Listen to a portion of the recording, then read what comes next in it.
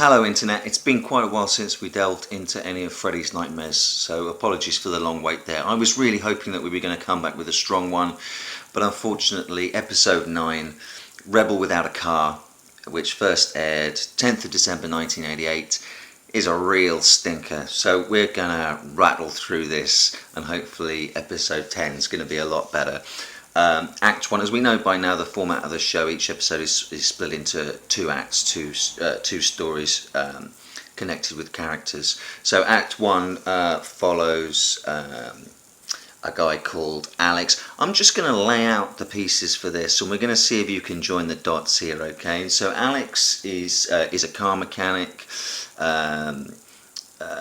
college kid, and his girlfriend's just high school kid, and his girlfriend's just got into college, and he dreams of escaping Springwood and escaping the life. He's got a big chip on his shoulder about how she's better than him, comes from a better background than him. Her parents disapprove of him. He's really into his hot rod cars, his muscle cars, but obviously can't afford any of them. So we have his girlfriend going away to college. We have a really douchey hair metal band, 80s-fied, sort of double denim kind of town bully who rides around town in a big muscle car that sort of constantly picks on him. We have Alex finding the wrecked shell of a nice classic muscle car that he works on to the detriment of everything: his relationship, his schoolwork, his job. He finds out that the car is a death car and it has a history to it, and that the kid that used to own it, who had established the racing club in Springwood, died whilst doing a chicken run in it, and the douchey hair metal guy challenges him to a chicken run.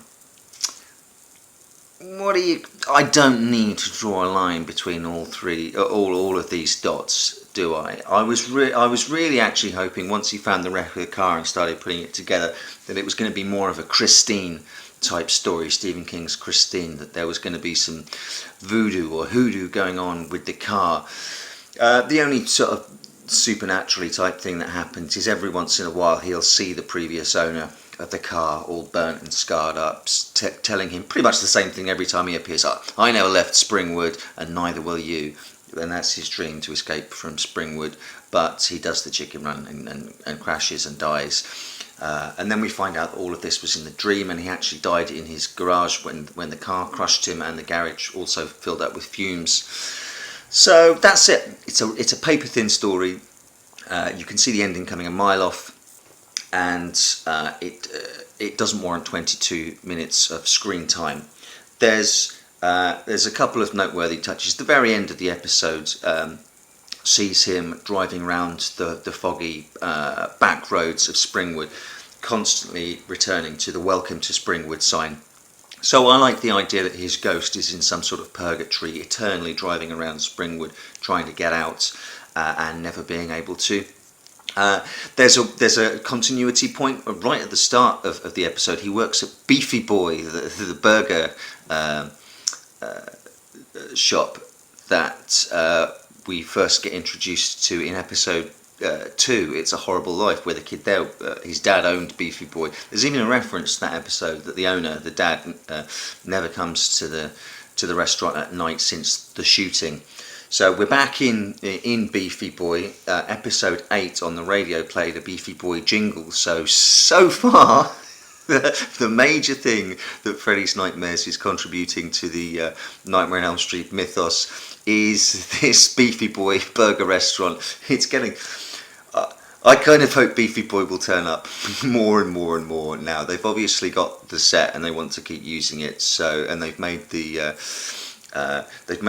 Beefy Boy uniforms. So I'm going to just go ahead and assume that many more teenagers in the episodes to come will have part-time jobs in Beefy Boy. Alex dies. Act 2 follows his girlfriend Connie.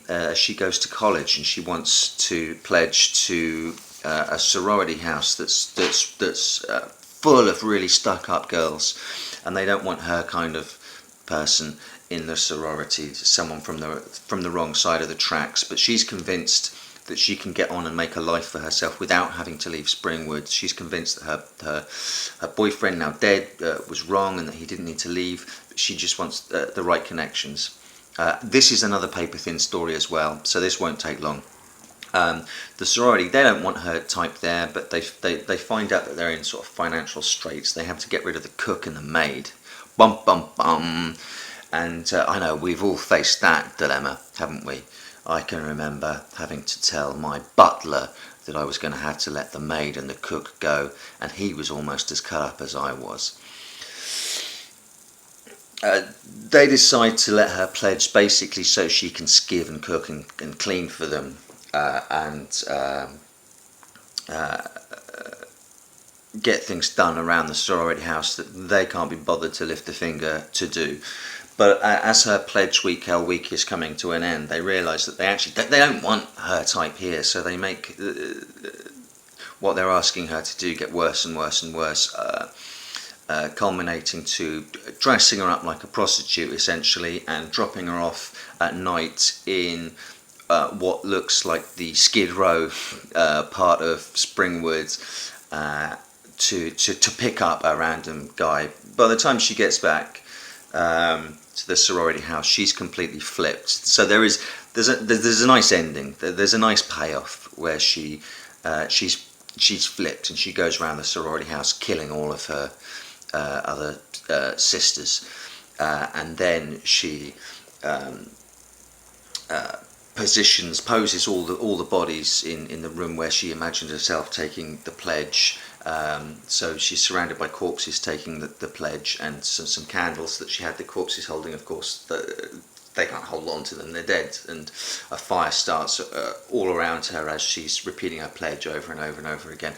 That was nice, but that was five minutes of screen time, not worth a 45-minute runtime for the episode. So I'm really hoping that episode 10 is going to be a big improvement. Couple of little bits of business, noteworthy names. The episode was directed by John Lafia, who directed Child's Play 2 and had a little hand in the screenplay for Child's Play.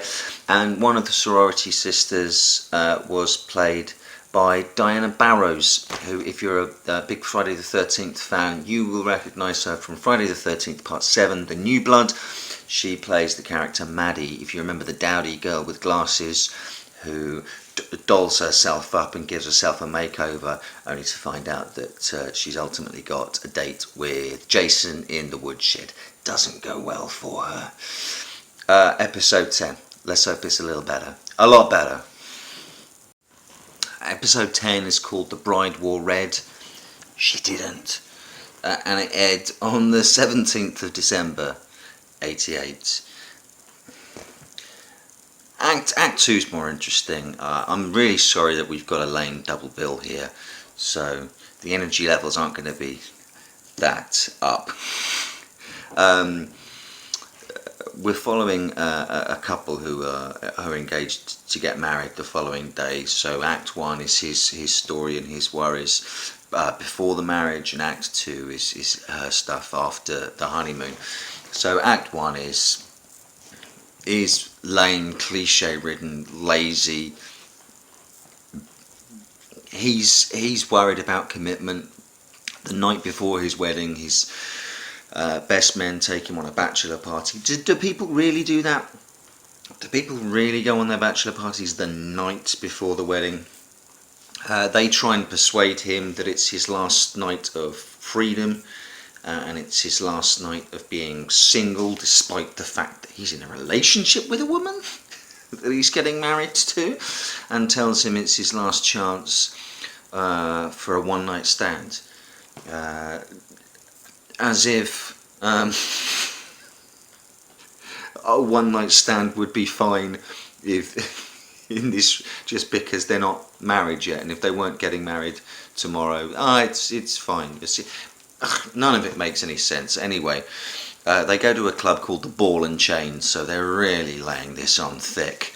and the stripper, the nightmare stripper, is called Red. I did find myself wondering if Red is Fred. Is it Freddy?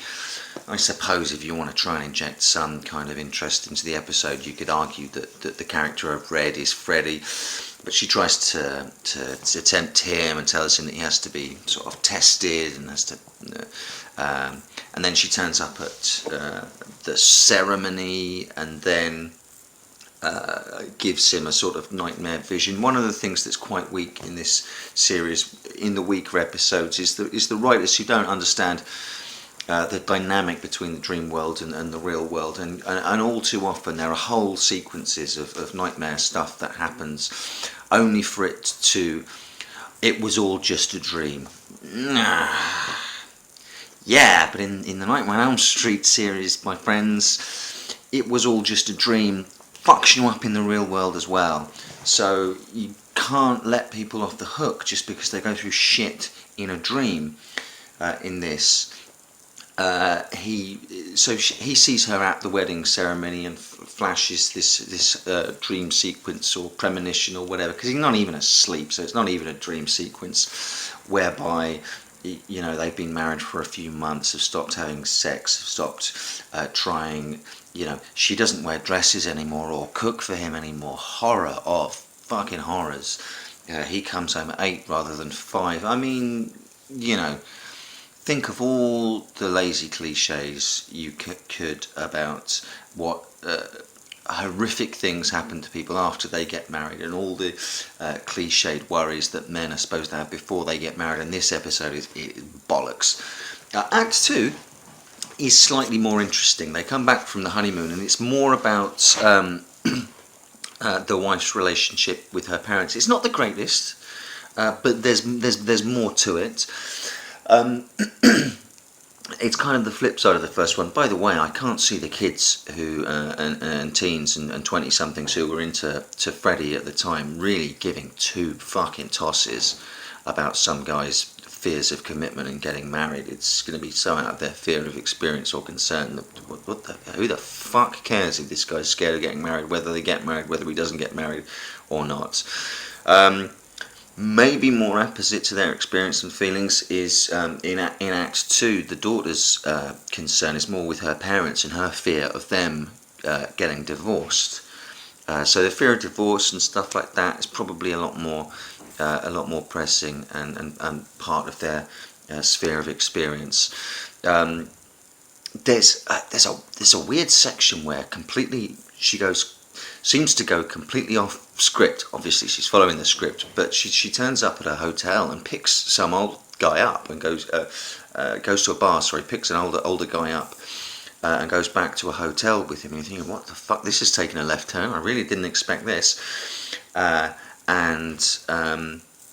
She's dressed all in black like a widow with a veil and stuff like that, and she ties him up to the bed, and he thinks some really kinky shit's just about to go down, but instead she takes a Polaroid picture of him, goes through his wallet, finds his home phone number, calls his wife, and basically outs him as a cheating husband, and goes home, and she's got a scrapbook full of these Polaroid pictures of guys that she's done this to.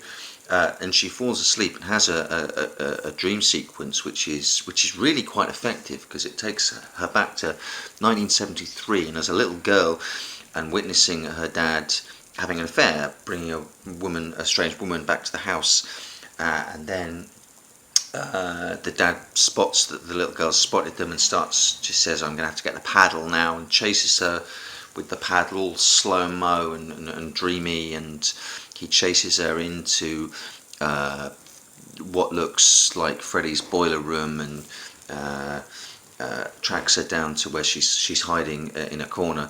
But now it's the grown-up actress in the little girl's